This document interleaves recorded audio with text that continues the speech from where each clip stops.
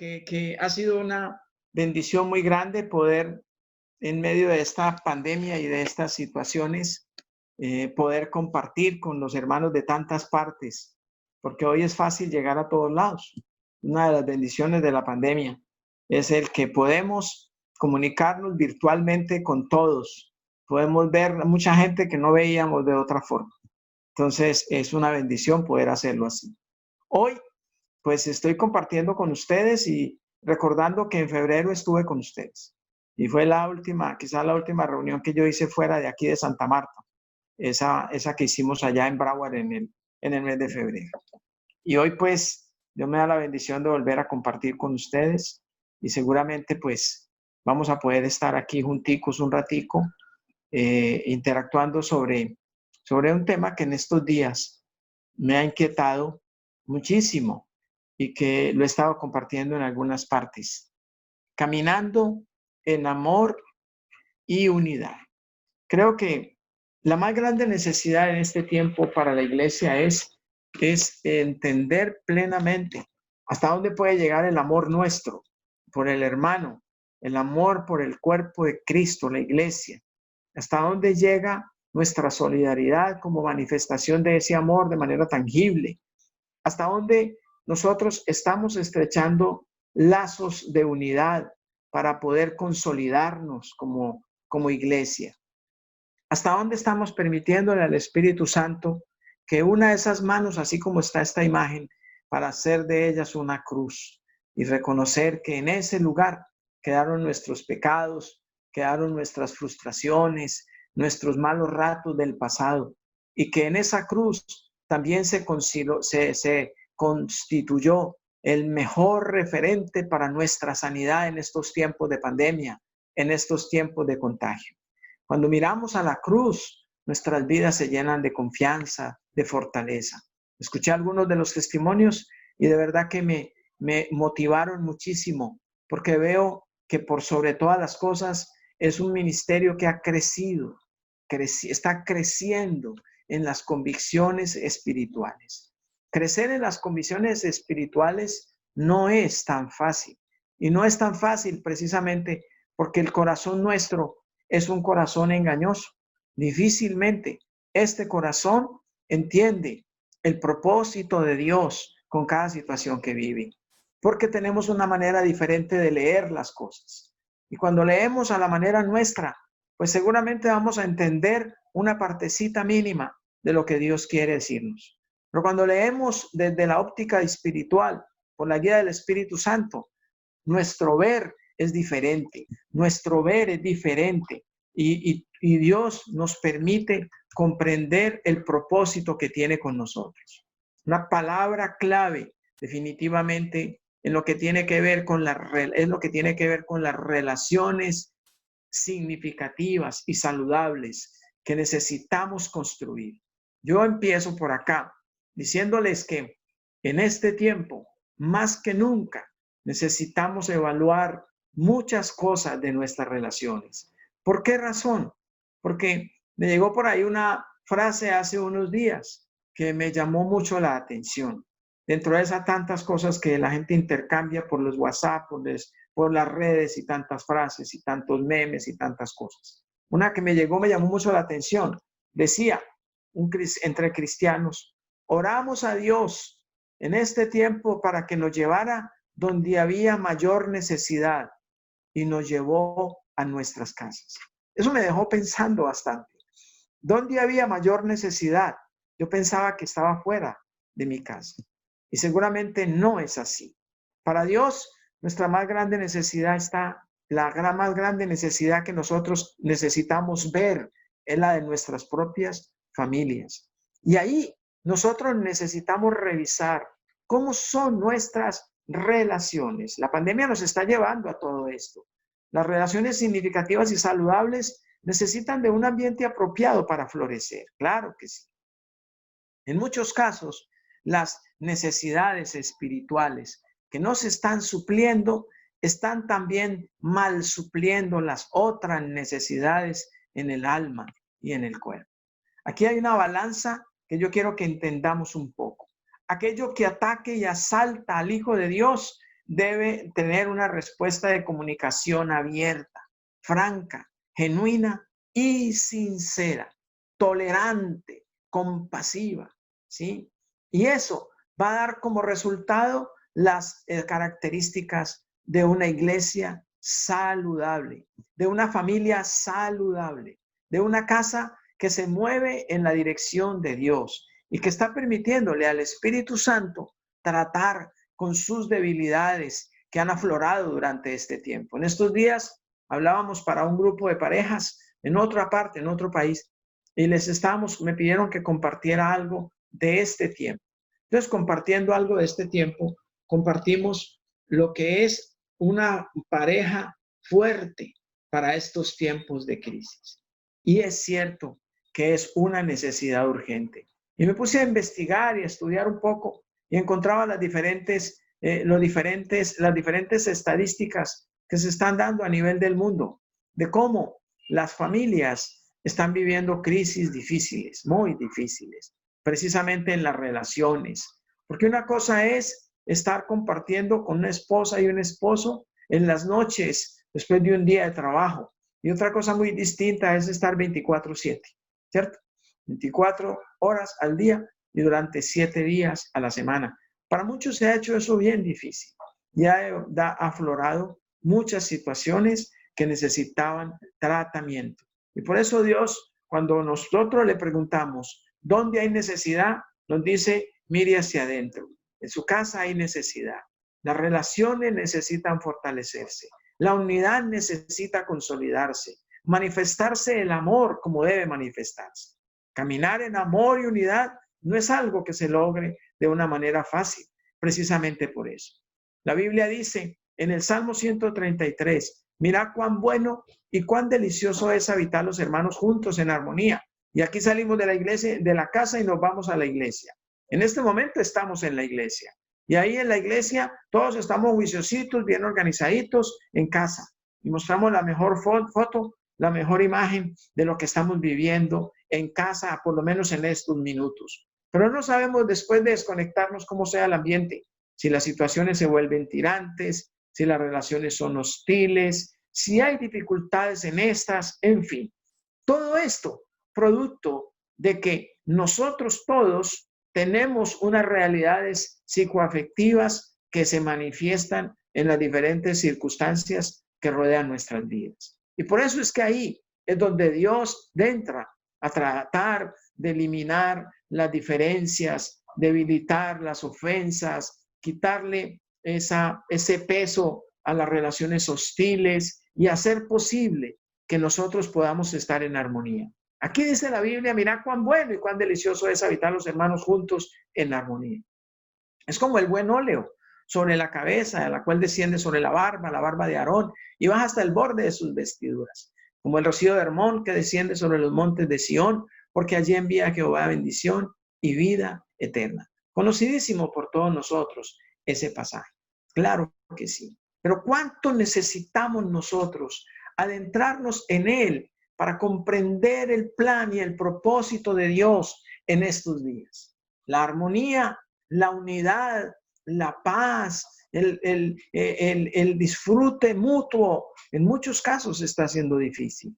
Yo sé que para nosotros los hijos de Dios las cosas son diferentes, porque nuestro corazón tiene una capacidad diferente de ver las cosas. Está de por medio la comunicación con Dios y ese permitir al Espíritu Santo tratar con nuestras debilidades es algo que en este tiempo está siendo puesto a prueba. Hay familias donde se han generado conflictos y la violencia intrafamiliar se ha disparado. Claro que sí.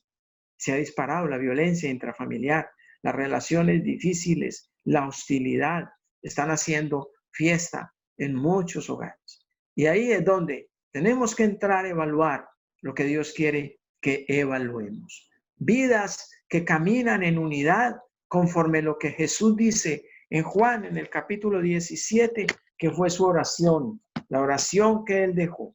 Una oración por la iglesia. Y la oración que él hace por la iglesia es una oración muy particular. ¿Qué hace posible esta unidad? ¿Cómo es que usted y yo estamos unidos en el mismo cuerpo como miembros? Y hablemos de los dos cuerpos. Hablamos de la iglesia y hablamos de la familia. Pero yo creo que aquí hay que combinar las dos realidades con las cuales estamos interactuando hoy, porque estamos yendo a la iglesia y estamos también rodeándonos en la familia y nos estamos fortaleciendo como familia y tenemos que fortalecernos también como iglesia. ¿Quiénes están incluidos en esa oración que Jesús hizo en Juan 17? Ahí en el versículo 20 dice, no solamente esto, sino también los que han de creer en mí por la palabra de ellos. No solamente la palabra nuestra es la que tiene un poder de convencimiento a muchas personas que no conocen de Dios. No solo es nuestra palabra. La predicación es cierto que tiene un poder de convencimiento. El mismo apóstol San Pablo dice que el evangelio es poder de Dios para salvación a todo aquel que cree, al judío primeramente y también al griego. Esa es la predicación. Pero si la predicación dista demasiado de nuestro estilo de vida, entonces la palabra se vuelve poco creíble, así sea la misma Biblia.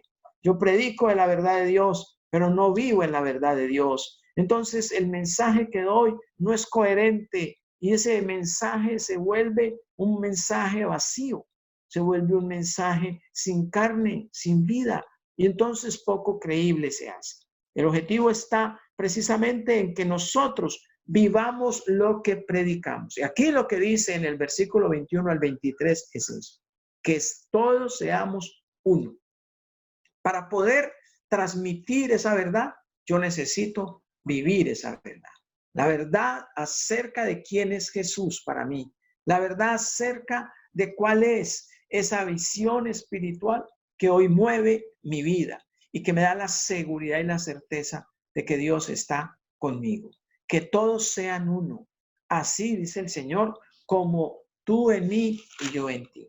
Que ellos sean uno también. Esa era una de las grandes preocupaciones del Señor. Y claro, por alguna razón quedó consignada esta oración en la palabra de Dios. ¿Por qué?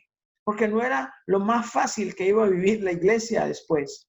La iglesia iba a pasar por muchos desiertos, por muchas situaciones difíciles, precisamente por las diferencias de carácter que hay en nosotros, por las formas de pensar diferentes, por las formas de ser diferentes, que no nos deben asustar, por supuesto, pero que deben ser llevadas a revisión para que haya verdadera armonía y para que se genere una verdadera paz en las relaciones. Entonces, lo que el Señor hoy quiere llevarnos a meditar es acerca de esto.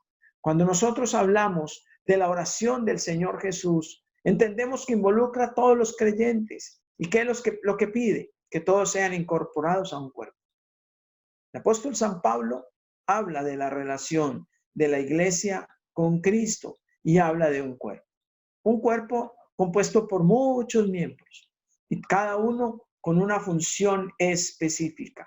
Los miembros del cuerpo de Cristo, que somos usted y yo, necesitamos comportarnos como tal. Y por eso la prueba de unidad la estamos pasando en este momento. La prueba de amor también. Si nos hablamos, si nos comunicamos, si interactuamos entre nosotros, si nos servimos, si nos ayudamos, si nos respaldamos. Es decir, esto es la unidad del cuerpo de Cristo que hoy debe fortalecerse.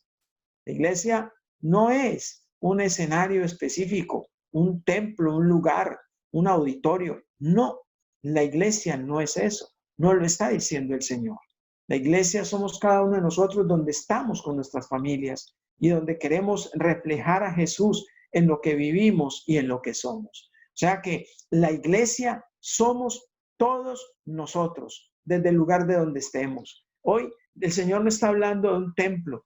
Hoy el Señor está hablando de un altar y ese altar se ha multiplicado por cientos de miles en el mundo. Todas las iglesias divididas en familias y todas las familias convertidas en altares que elevan a Dios todos los días un sacrificio, que presentan delante de Dios sus necesidades, que presentan delante de Dios sus vidas. El uno sufre porque se contagió el familiar el otro sufre porque el familiar cercano murió, el otro sufre porque se acabaron los alimentos, el otro sufre porque perdió el empleo, el otro está viviendo situaciones de relaciones hostiles en su casa porque hacía mucho tiempo no permanecían tanto tiempo solos y juntos. Y entonces estas crisis están dando lugar para sacar de nosotros las convicciones espirituales que hemos dejado crecer y madurar en nuestras vidas. Las convicciones espirituales. Que todos sean uno por el vínculo de la perfección por excelencia, que es ¿cuál? El amor. Ser uno no es posible si no hay amor. Ser uno no es posible si en el corazón tengo todavía celos, rencillas y pendientes con mis hermanos. No, la parte que hace visible la unidad ante el mundo nos corresponde a usted y a mí. Esa es la parte en la cual tenemos que trabajar. La parte que hace visible la unidad. Hoy se habla mucho acerca de la unidad por todos lados. La unidad en la iglesia, la unidad de los hermanos, la unidad no sé qué, y la unidad por aquí y la unidad por allá. Pero la unidad hay que hacerla visible. Y si lo que se ve no es unidad, tampoco nos vamos a rasgar las vestiduras. Tendremos que arrodillarnos y decirle al Señor, perdónanos y ayúdanos. Espíritu Santo, eres tú el único que puede unir este montón de locos desiguales. Pero solo tú tienes el poder de poner en nosotros la unidad. De hecho, la unidad no es obra del hombre, la unidad es obra del Espíritu Santo. Y aquí, en esta frase que queda al final de esta proyección, sin unidad, óigase bien, no existirá forma de convencer al mundo de que Cristo es el enviado de Dios. Ve la responsabilidad que tenemos. Nosotros representamos a Jesús y los que tenemos que convencer al mundo de la realidad acerca de que Él es el enviado de Dios en nuestro comportamiento, no en nuestra predicación. Podemos predicar bonito, podemos hablar bonito de la palabra de Dios y podemos tener elocuentes mensajes exegéticamente muy bien equipados y con una capacidad homilética extraordinaria en la exposición del mismo. Pero si lo que ven en nosotros no es coherente con lo que están oyendo, definitivamente el mundo no va a poder ser convencido de que el Jesús que está con nosotros es el enviado de Dios. Tal vez sea otro Jesús, pero no ese, el enviado de Dios. El enviado de Dios es el que manifiesta en todo lugar una unidad irresistible, irreemplazable, irrompible. Y esa unidad la produce el Espíritu Santo en la iglesia. La unidad de los creyentes será el resultado de compartir lo que tenemos en común. ¿Qué es lo que tenemos en común nosotros? Según lo que dice el apóstol San Pablo en 2 de Pedro 1:4. La palabra de Dios dice ahí en San Pedro, en 2 de Pedro 1, versículo 4. Mire lo que dice. Por medio de las cuales nos ha dado preciosas y grandísimas promesas para que por ella llegases a ser participantes de la naturaleza divina, habiendo huido de la corrupción que hay en el mundo a causa de la concupiscencia. Unidad de los creyentes como resultado de compartir la misma naturaleza. ¿Cuál es? La naturaleza divina, la que nos fue dada. No vamos a compartir y vamos a lograr unir la naturaleza divina de Jesús con la naturaleza perdida que traíamos nosotros. Ojo con esa parte. La naturaleza divina es afín a la naturaleza divina. ¿Por qué podemos unirnos nosotros? Porque tenemos la misma naturaleza. Si tenemos la misma naturaleza, podemos unirnos. Y podemos unirnos, como dice Efesios, en el capítulo 4, el versículo 16, de que en todo el cuerpo bien concertado y unido entre sí por todas las coyunturas que se ayudan mutuamente conforme a la actividad propia de cada miembro, recibe su crecimiento para ir edificándose en amor. Estamos unidos por la misma gracia. Estamos unidos por el mismo perdón. Estamos unidos por el mismo amor. Estamos unidos por el mismo testimonio. El mismo objetivo, ¿cuál es? Cumplir la gran comisión. De manera, mis queridos hermanos, mis queridos hijos de Dios allí en Broward, ¿sí? Debe mantenerse ese equilibrio entre la verdad y el amor. Pero no ese amor frío como un puñal, pero tampoco aquel amor sin verdad. Ese amor sin verdad es loco, es una emoción, es algo puntual que llega a nuestros sentidos, pero que así como llega se va, es fugaz. Pero el amor y la verdad deben hacer un matrimonio irrompible.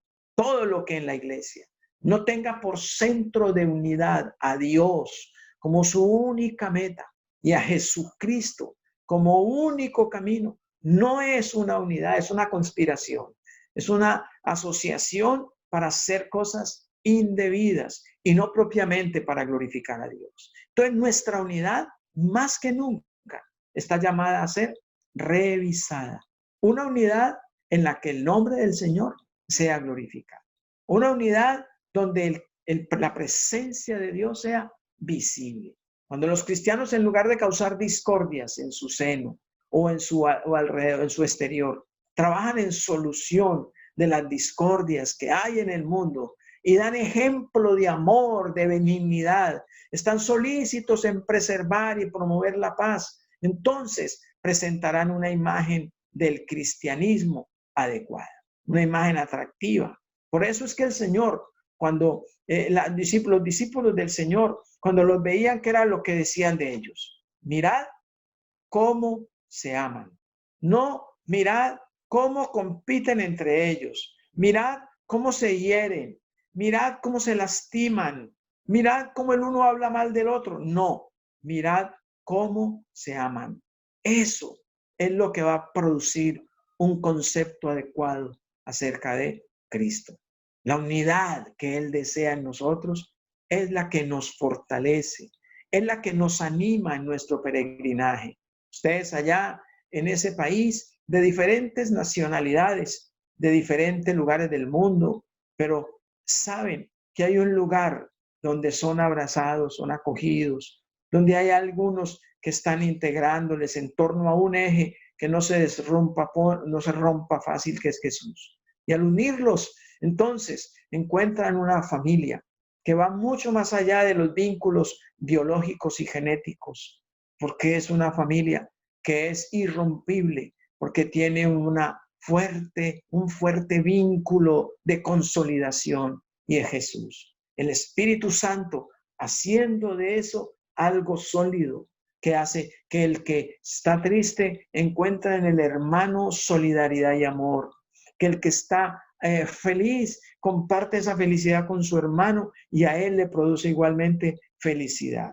No compartimos solo tristezas, también compartimos alegrías. No solo compartimos derrotas, también compartimos éxitos y logros. Esa es la familia. Y yo sé que no hay un lugar mejor para lograr eso que cuando uno está bien lejos de sus casas, de sus familias biológicas. Y ustedes lo están. Tienen que aprovechar al máximo esa enorme posibilidad y hermosa oportunidad que Dios da. Todos estos tiempos han sido tiempos para evaluar la conducta de la iglesia. Claro, hay que evaluar la conducta de la iglesia. Dice el apóstol San Pablo en el capítulo 4 de Efesios, capítulo 4, versículos del 1 al 6. Pero particularmente dice, yo pues, preso en el Señor, os ruego que andéis como, ¿cierto? Que andéis conforme a la vocación. Me parece interesantísimo eso. ¿Por qué razón? Porque es que la vida espiritual de la iglesia debe reflejarse. Y la vida espiritual de la iglesia se mide por la conducta de los miembros. La iglesia no se mide con cifras, en números. No, la iglesia se mide en la conducta de los miembros. Sí, todo el tiempo, mis queridos hermanos, estamos siendo evaluados, estamos siendo mirados. Yo pues preso en el Señor, dice el apóstol San Pablo, os ruego que andéis como es digno de la vocación con que fuisteis llamados. Con toda humildad. ¿Cómo le parece? Y mansedumbre, soportándoos con paciencia los unos a los otros en amor, solícitos en guardar la unidad del espíritu en el vínculo de la paz. Un cuerpo y un espíritu, como fuisteis también llamados en una misma esperanza de vuestra vocación. Un Señor, una fe, ¿sí? Un espíritu, perdón. esperanza de vuestra vocación, un Señor, una fe, un bautismo, ¿sí ven? Un bautismo, un Dios y Padre de todos, el cual es sobre todos y por todos y en todos. La conducta de la iglesia, ahí en ese solo pasaje, para mirarlo, para evaluarlo, andar conforme a la vocación con que nosotros fuimos llamados. Andar conforme a esa vocación, con toda humildad, soportándonos con paciencia los unos a los otros en amor. Bueno, evaluémonos. Cada quien sabe qué está aportando en esa solicitud de guardar la unidad del espíritu en el vínculo de la paz. Hablamos de la unidad, pero tenemos que hablar de la interdependencia. La interdependencia, ¿qué quiere decir? Es esa relación de dependencia mutua y equitativa, donde los factores involucrados se benefician, se complementan, cooperan de forma variada con los demás. ¿Sí ve? Eso es interdependencia. Y espiritualmente, ¿qué es interdependencia? Ahí está Colosenses 1:10, para que andéis como es digno del Señor. Ahora decíamos, como eres, es digno a la vocación con que fuimos llamados. Aquí nos dice para que andemos como es digno del Señor. ¿Cómo anda uno dignamente delante del Señor? Ahí dice cómo, agradándole en todo, llevando fruto en toda buena obra y creciendo en el conocimiento de Dios. Ahí está. 1, agradándole. 2, llevando fruto en toda buena obra. Y 3, creciendo en el conocimiento de Dios. Ahí están los teos, ahí están las formas de estudiar, de capacitarse, creciendo en el conocimiento de Dios. Yo empecé una serie aquí con la gente aquí de Santa Marta. Empecé una serie que se llama Camino al conocimiento de Dios. Y ahí estamos dándole. Camino al conocimiento de Dios. A veces el conocimiento para muchos hijos de Dios se vuelve demasiado intelectual. No un conocimiento espiritual, sino un conocimiento intelectual. Hoy en día, todos están abiertos a las teologías, a las doctrinas y a un montón de información teológica, bíblica y sana, ni más faltaba. Pero lo más importante es que yo interiorice ese conocimiento. Porque si ese conocimiento se queda en la cabeza, no me sirve de mucho. Sí me sirve de algo para volverme, para vanagloriarme, para ensoberbecerme, para llenarme de altivez, para llenarme de orgullo. Y no, propiamente, para permitirle a Dios, por el Espíritu Santo, que me guíe en sus planes y en sus propósitos. Cómo andar y cómo crecer. Andar y crecer. Un reto que tenemos todos nosotros, los hijos de Dios, en estos tiempos difíciles. ¿Cómo lograr la unidad? Nos hemos preguntado muchas veces, ¿cómo se logra la unidad? ¿Cómo se hace para tener unidad entre nosotros? Mire, hijo de Dios. Ahí dice la Biblia, con toda humildad y mansedumbre, soportándoos con paciencia los unos a los otros en amor. Yo me puse a mirar estas palabras, me llamaron mucho la atención todas. Humildad. ¿Qué es humildad? Desarrollar conciencia de sus propias limitaciones y debilidades. Puede que las tengamos, pero queremos ocultarlas, como si nos demeritaran de nosotros, como si mostrar mis debilidades fuera algo que yo no debo hacer nunca, porque se van a aprovechar de ellas. Yo he escuchado muchos discursos al respecto de eso. Yo no quiero ser humilde, o por lo menos no quiero mostrar mis limitaciones ni mis debilidades, porque se van a aprovechar de ellas otros. Y eso no es así. La Biblia dice, con toda humildad y mansedumbre, soportándoos con paciencia los unos a los otros en amor. Mansedumbre no es debilidad de carácter, sino fortaleza de carácter, porque razona bajo los principios bíblicos. Volverse humilde, volverse manso después de no serlo. Pregúntele a Moisés, ¿cómo lo hizo? ¿Cómo lo logró? Que era un hombre que no era manso, pero se volvió manso después de 40 años compartiendo con ovejas en Madián. Por allá aprendió la mansedumbre, fue metido en un curso intensivo sobre mansedumbre. toreando, dirigiendo ovejitas que eran segatonas, que son difíciles, y él allá aprendió a ser manso. Empezó esa escuelita y esa escuelita lo sacó adelante. Bueno, paciencia. La paciencia es la capacidad de ser herido sin quejarse ni reclamar. No reaccionamos frente a la situación de incomodidad, frente a la herida, frente al comentario desobligante, etcétera, etcétera. Y bueno, habla de soportar y restringir el deseo de devolver el golpe. Eso es soportar. Soportar no es responder con la misma vara con que he sido atacado. Y por último, la longanimidad. Poco mira uno esas palabras en la Biblia, ¿verdad? Pero la longanimidad es la capacidad de ser herido una y otra vez sin quejarse, como si fuera de caucho. ¿Sí ven? Eso es longanimidad. Por pocas personas hay de caucho en la iglesia, pero los hay. Créanme que sí los hay. ¿Sí? Esos que los tiran para un lado y para el otro y rebotan. Y siguen ahí en la iglesia. Y los miran feo y los maltratan y ellos siguen ahí. Y dicen, no, aquí me puso Dios y aquí no me saca nadie. Y punto. Y me parece increíble esas posturas, porque muestran un grado de madurez que tal vez no tiene ni siquiera el que lo está echando. Bueno, lo anterior como resultado de que somos gobernados ¿por quién? Por el amor. El principio del amor es el que saca todas estas credenciales a relucir. Es el principio del amor. No es nada más sino eso. Y aquí hay unas aplicaciones prácticas. Como hijos, somos llamados a ser imitadores de Dios. Y al ser imitadores de Dios, ¿qué es lo que tenemos que hacer? Uno, andar en amor. Y andar en amor, como también Cristo nos amó y se entregó a sí mismo por nosotros, ofrenda y sacrificio a Dios en olor fragante. Andar en luz, porque en otro tiempo erais tinieblas, mas ahora sois luz en el Señor. Andad como hijos de luz.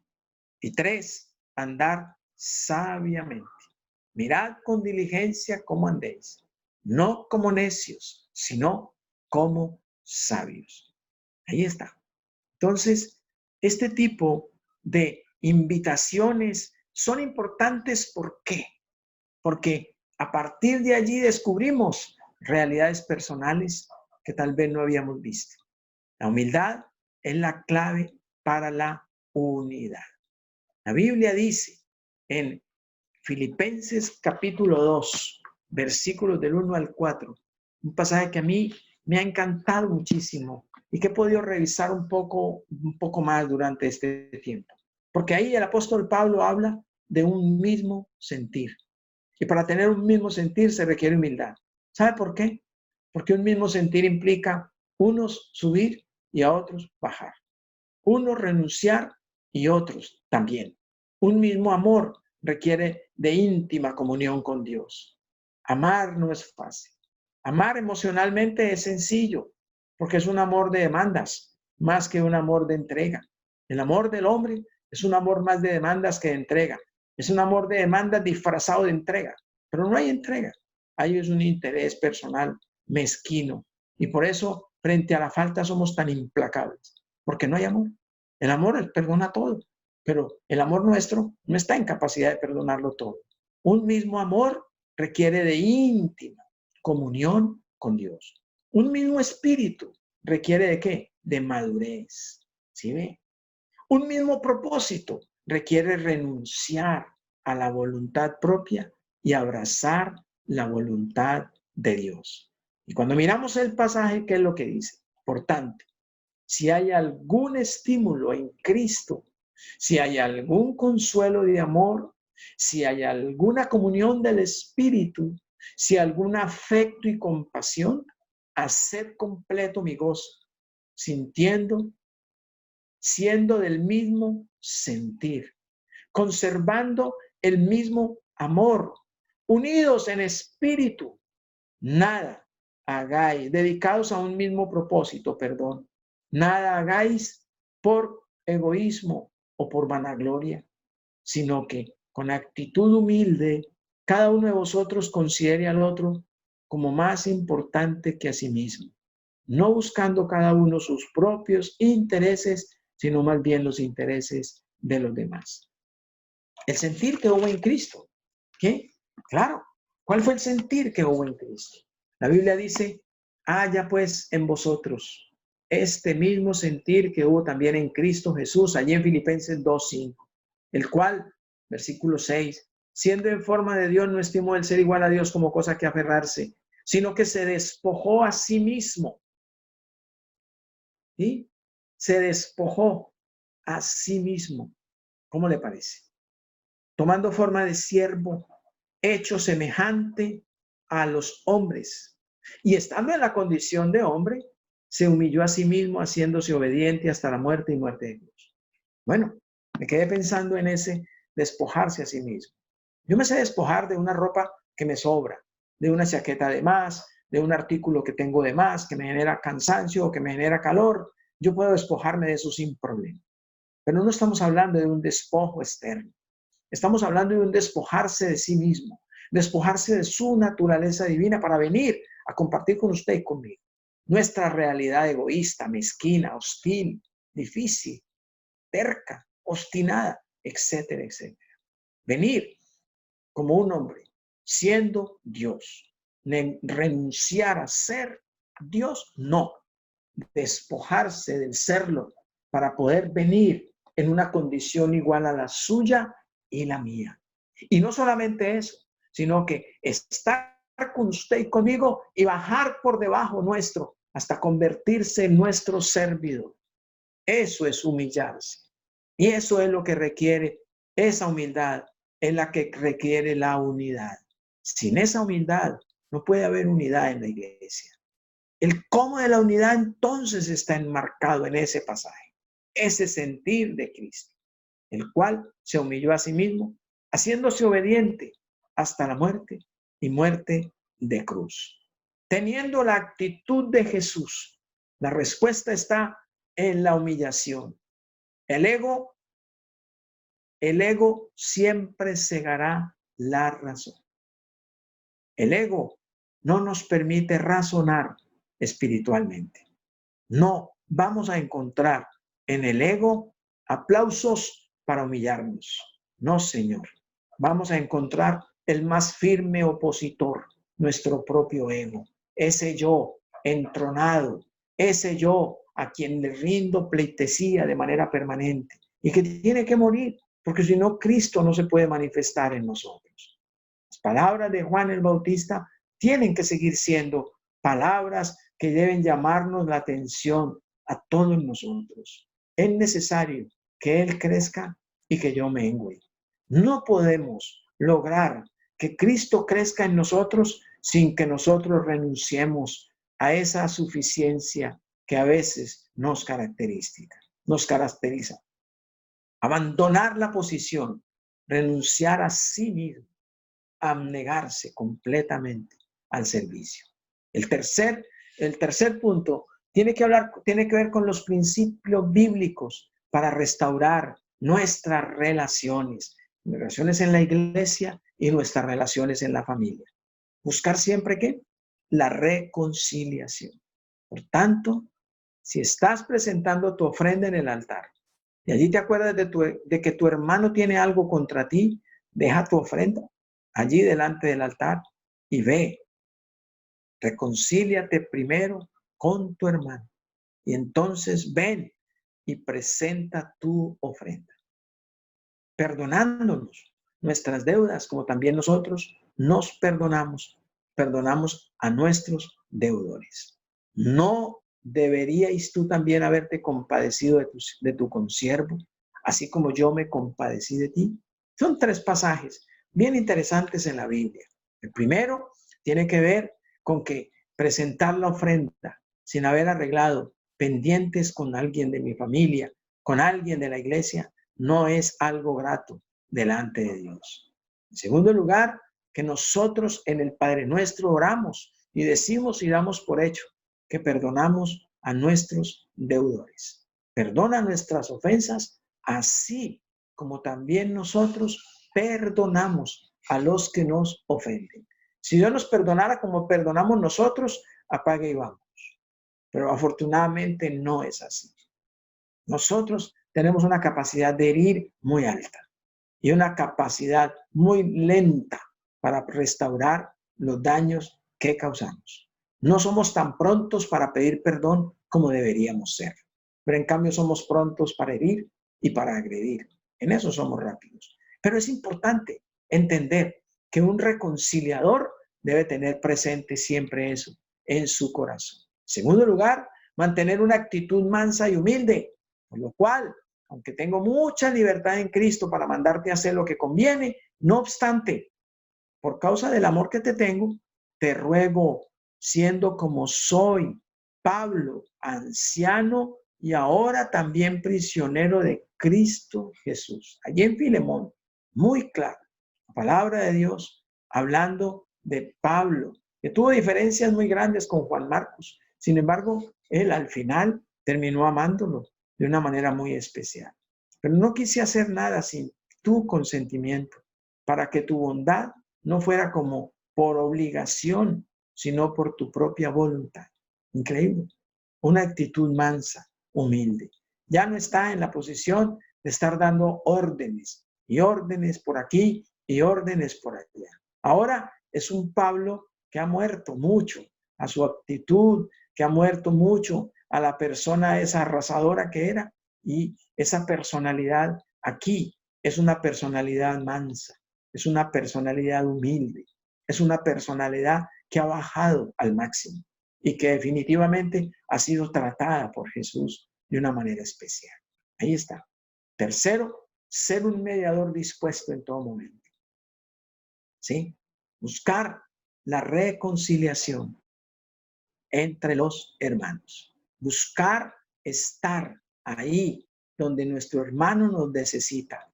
No para sentarme con él a hablar mal del otro, sino para buscar reconciliación entre ellos dos. Ruego a Evodía y a Sintique que vivan en armonía en el Señor. En verdad, fiel compañero, también le ruego que ayudes a estar a estas mujeres que han compartido mis luchas en las causas del Evangelio, junto con Clemente y los demás colaboradores míos, cuyos nombres están en el libro de la vida. Personajes de los que poco hablamos, ¿verdad? Bueno, ahí está. Es suficiente para tal persona este castigo que le fue impuesto por la mayoría. Así que por el contrario, vosotros más bien deberíais perdonarlo y consolarlo. No sea que en alguna manera éste sea abrumado por tanta tristeza. Por lo cual os ruego que reafirméis vuestro amor hacia él. Mire, consejo del apóstol. Son bienaventurados los que procuran la paz. Siempre. Los que buscan la paz. Los que buscan la reconciliación. Los que buscan la unidad. Los que construyen desde las diferencias, pero sin que las diferencias se conviertan en un motivo para agredirnos. Para concluir, mis queridos hijos de Dios, la santidad implica el compromiso de vivir exclusivamente para Dios de la forma que Él nos enseña, practicando la sinceridad, la veracidad, la integridad, la justicia en todas nuestras relaciones. Examinar el corazón, evitar que la hipocresía tome control de él. Pidámosle a Dios hoy que nos permita vivir una relación correcta con Él y con nuestro prójimo. Hoy nuestro hermano, hoy nuestro familiar, hoy el que comparte conmigo en casa, etcétera, etcétera. Vivimos tiempos difíciles, pero son los mejores tiempos para poner a prueba nuestras convicciones, nuestra fe, poner a prueba nuestra solidaridad, nuestro amor, poner a prueba nuestra unidad, pues seguramente nos estamos extrañando todos. Y el estarnos extrañando es bueno, porque quiere decir que algo ha construido Dios en esta iglesia. Nos hacemos falta, nos necesitamos. Y eso indudablemente va a hacer que cuando podamos encontrarnos de nuevo, vamos a poder disfrutarnos de una manera diferente a como hoy quizá lo hacemos. Solo quiero decirles hoy en el Señor, nos permitamos a Dios por el Espíritu Santo que trate con nuestras vidas, sí, pero que sobre todo nos permita reconocer que en Él y solo en Él hay una esperanza cierta para nosotros, que nuestras vidas en Él tienen propósitos eternos especiales que cumplir y que hoy estamos delante de Él para seguir anunciando su verdad, la verdad que nos ha hecho libres, pero producto de que esa verdad no se quedó en la cabeza dando vueltas, sino que esa verdad está siendo interiorizada por el Espíritu Santo en nuestros corazones. Vamos entonces a orar. Vamos a darle gracias a Dios por este tiempo y vamos a pedirle al Espíritu de Dios que nos permita vivir esto y reconocer que nuestra vida está en sus benditas manos, que Él mismo nos llamó a ser parte de un cuerpo y que en ese cuerpo ninguno de nosotros es más que el otro, simplemente es un miembro que ayuda a que la estructura de ese cuerpo se mantenga y que ese cuerpo pueda marchar y no detenerse por causa nuestra. Padre, yo te bendigo en este tiempo. Bendigo la vida de cada uno de estos mis hermanos allí en el ministerio de Broward en Estados Unidos. Bendigo la vida de Nicolás, la vida de Betty, y te doy muchas gracias por la presencia del Espíritu Santo en medio de nosotros. La palabra tuya tiene, oh Dios, poder para sanar heridas que se hayan producido entre nosotros. Es difícil que en la interacción no logre la fricción, no se dé la fricción. En la interacción entre seres humanos se dan fricciones, malos entendidos, situaciones incómodas, pero necesitamos hacer uso de la transparencia en ti para poder ayudarnos. Guardar y acumular nunca será bueno. Permitir el fluir del Espíritu que llama nuestra atención acerca de situaciones que debemos tratar es la forma más sabia de vivir como miembros de un cuerpo en el que Jesús es la cabeza y que todos los días nos dice qué hacer frente a las situaciones que nos incomodan. Porque Dios no se queda callado, el Espíritu Santo todo el tiempo está convenciéndonos de pecado, de justicia, de juicio, nos está convenciendo de qué hacemos mal y qué hacemos bien. Todo el tiempo nos está diciendo de qué manera estamos honrando, de qué manera estamos glorificando a Jesús con nuestras vidas. Señor, hoy venimos a ti convencidos de que estas verdades interiorizadas en nuestro corazón se convierten en un aliciente extraordinario que durante estos días de pandemia, de aislamientos y de dificultades para tener relaciones en conjunto y reuniones juntos, nos está permitiendo evaluar el aporte que cada uno de nosotros da a esa iglesia como cuerpo. ¿Cómo estamos actuando hoy, Señor? Nuestras vidas están ahí delante de ti. Que tu Espíritu hable a nuestro espíritu y nos haga conscientes de nuestras debilidades, nos haga conscientes de nuestros razonamientos, que nos haga conscientes de nuestra manera personal de querer resolverlo todo, de no querer sufrir el agravio por causa de nuestro hermano, de sacar siempre por delante las credenciales que nos han caracterizado, tal vez de impetuosidad, tal vez de fogosidad, tal vez de altivez, tal vez de soberbia. Nunca es eso la manera como Dios quiere que nosotros interactuemos entre nosotros. Seguro vamos a volver a reunirnos y vamos a estar en capacidad de amarnos de una manera diferente. Porque estos tiempos nos están ayudando, Señor, a alimentar un amor genuino, un amor que no busque lo suyo, un amor que no se irrite con facilidad, un amor que no se envanezca, un amor que no esté interesado en el bienestar propio, un amor que sepa esperar, un amor que sepa creer, ese amor con el que tú quieres que la iglesia construya la unidad fuerte, sólida, en una sola persona que es Jesús. No una unidad en torno a ningún hombre, sino la unidad en torno a Cristo, porque esa unidad es una unidad indisoluble y eterna. Es una unidad sólida y fuerte que puede soportar cualquier embate de la vida, de la naturaleza, de los cambios climáticos, de las situaciones de enfermedad y de pandemia como las que vivimos hoy. Pero la unidad permanece porque es Cristo el centro de ella y no es ninguna persona. Gracias te damos, querido Espíritu Santo, por fortalecer ese vínculo del perfecto que es el amor entre nosotros. Un amor sin fingimiento, un amor solidario, un amor respetuoso, pero un amor atento a la necesidad del otro. Gracias por bendecirles a todos y cada uno de ellos. Extiendo mi mano para bendecirlos. Y en el nombre de Jesús, declaro la presencia del Espíritu Santo llenando sus vidas, llenando sus casas, escuchando la oración y el clamor que en cada hogar se lleva en estos tiempos de pandemia, por las diferentes situaciones por las cuales oramos hoy, Señor. Te rogamos que visites la familia que está preocupada por parientes que están enfermos, contagiados con esta enfermedad. Oro en el nombre de Jesús para que tu poder se manifieste en medio de ellos y les permita verte aún en el estado en que se encuentran en sus camas. Que tu bendición sea sobre ellos y que el poder de tu espíritu los levante y los restablezca en el nombre de Jesús. Oro por las familias que están viviendo duelos, tristeza por las pérdidas de seres queridos, para que el consuelo de Dios venga a sus vidas, llenándoles de seguridad y de confianza, de certeza de que sus seres queridos están en tu presencia, si un día reconocieron a Jesús como el Señor y Salvador de sus vidas. Hoy en el nombre de Jesús oro también por la provisión tuya a los que quedaron sin empleo y los que están pasando dificultades a causa de ello.